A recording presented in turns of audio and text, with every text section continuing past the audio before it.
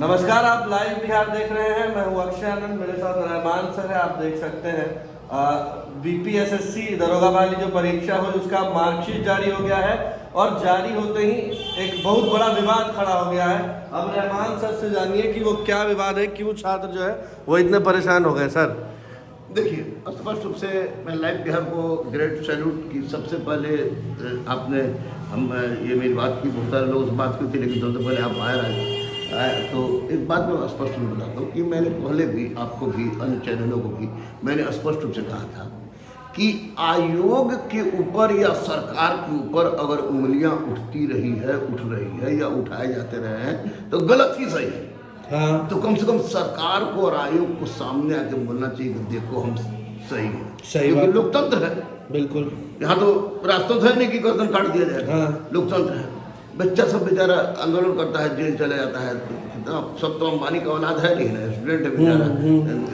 दिलीप ही चला गया, दिलीप को ठूस दिया गया। अब सब पर करियर गरीब बच्चे हैं, यानी गरीब बच्चे हैं, लड़ रहे हैं कि आखिर क्यों। मैंने बार बार कहा था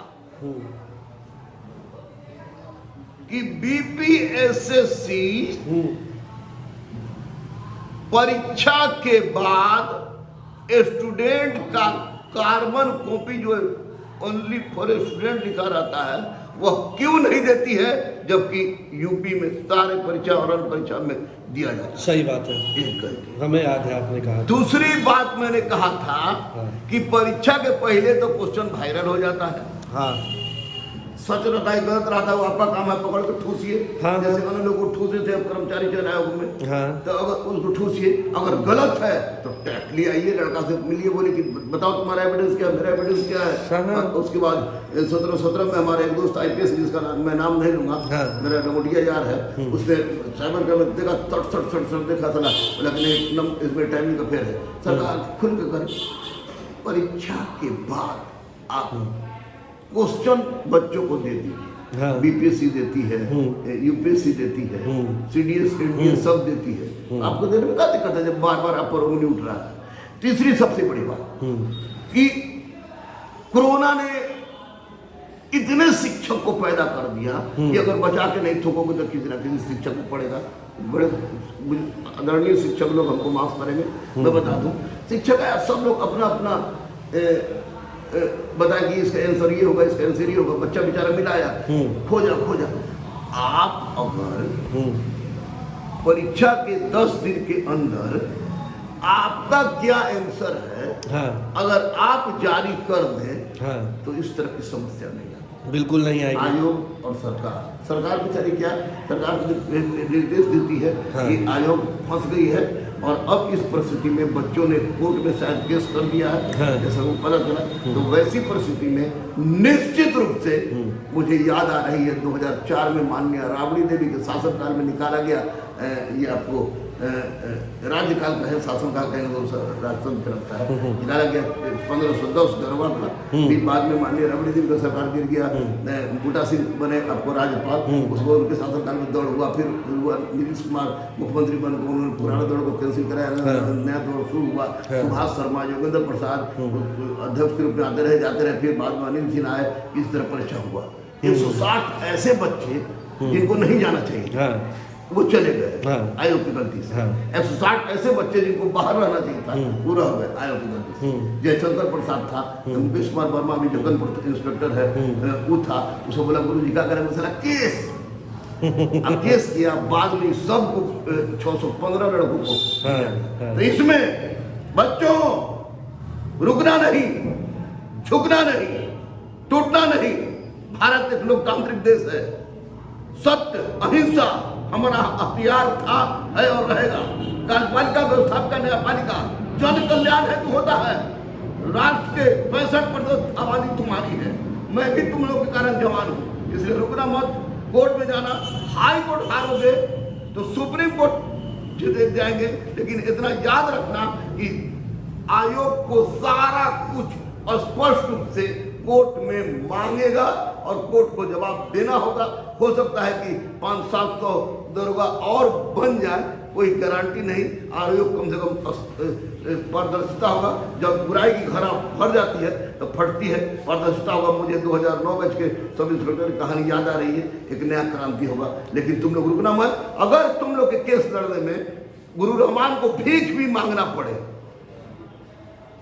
जिसका नंबर ज्यादा है या पूरा आयोग अपना दे दे, तो हम भीख भी मांगेंगे। लेकिन ये परीक्षा प्रणाली जब चल रही थी, हम लोग भी इसको कवर कर रहे थे, तो आयोग की बहुत सारी ऐसी गतिविधियां थी, लगता था कि हर काम छुपते छुपाते किया जा रहा है, खुलकर सामने नहीं आती थी।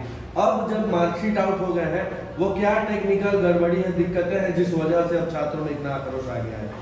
कुछ ना, ये टेक्निकल गड़बड़ी क्या है, ये तो स्पष्ट रूप से अब किसी स्टूडेंट के सामने आयोग रखने नहीं जा रही है।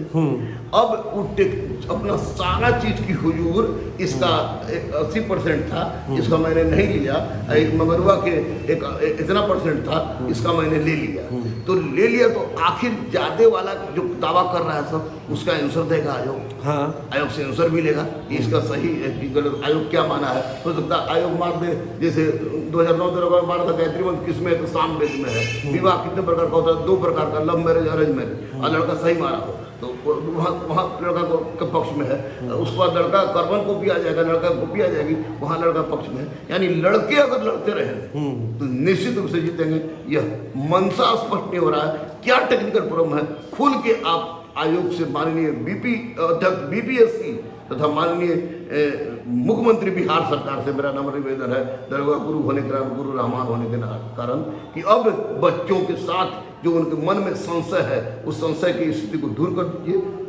छात्र राजनीति की उपज आप भी हैं, माननीय लालू जी भी हैं, रामविलास जी भी थे, मोदी जी भी हैं, सब लोग हैं। छात्रों के लिए कल्याण का कार्य कीजिए, क्योंकि छात्र में असंतोष है। मैं गुरु होने के नाते बोल रहा हूँ, मैं गुरु होने के नाते बोल रहा हूँ, गरीब छात्रों में असंतोष है। और हिंदुस्तान में 80 करोड़ लोगों को माननीय नरेंद्र मोदी ने अनाज मांगा, हम नहीं थे, ये नहीं थे, ये नहीं थे, कोई नहीं था। इसका मतलब 80% गरीब है। तो इस 80% गरीब का जब तक कल्याण नहीं होगा, तब तक चकदर इंडिया और विश्व गुरु भारत की परिकल्पना व्यर्थ होगी। इसलिए आप किसी परिस्थिति में इसको पूरी तरह से स्पष्ट कर दीजिए, ताकि लड़कों के मन में उत्पित असमंजस दूर हो जाए कि मैंने इतना वाला को लिया, इतना वाला को क्यों नहीं लिया।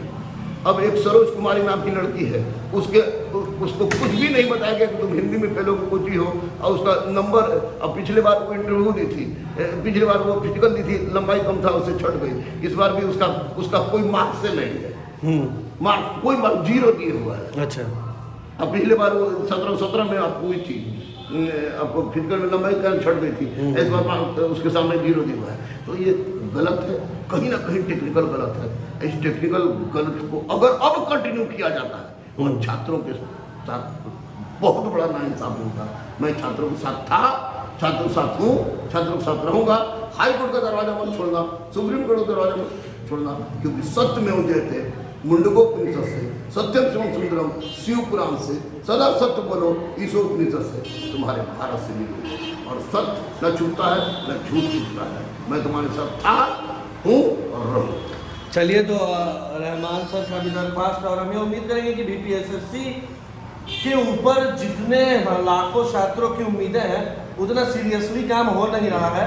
तो बिहारी जो सरकारी नौकरी के लिए अपनी जी जान लगा देता है, जिसकी ज़िंदगी, जिसके सपने उस नौकरी में बसते हैं, उसे आयोग भी उतनी ही सीरियसली ले। और अगर आयोग सीरियसली नहीं ले रहा है तो सरकार सीरियसली ले, क्योंकि ये युवा उन्हीं का वोटर है जो उन्हें वोट देकर सत्ता पर काबिज करता है, और यही युवा उसे हटा भी सकता है। चलिए, तो आप सबका बहुत बहुत शुक्रिया। वीडियो कैसा लगा कमेंट बॉक्स में बताएं। अच्छा लगा हो तो लाइक करें, और हमारे चैनल को सब्सक्राइब ना किया हो तो सब्सक्राइब ज़रूर कर दें। आप सबका बहुत बहुत शुक्रिया। और आपसे जुड़ा कोई ऐसा मुद्दा है जो आप प्रकाश में लाना चाहते हैं, आप हमें कमेंट बॉक्स पे बताएं या हमारे दिए हुए व्हाट्सएप नंबर पर लिखें। हम ज़रूर आपके हित के लिए भी काम करेंगे। धन्यवाद। लाइव बिहार YouTube पर सब्सक्राइब और Facebook पर लाइक ज़रूर करें।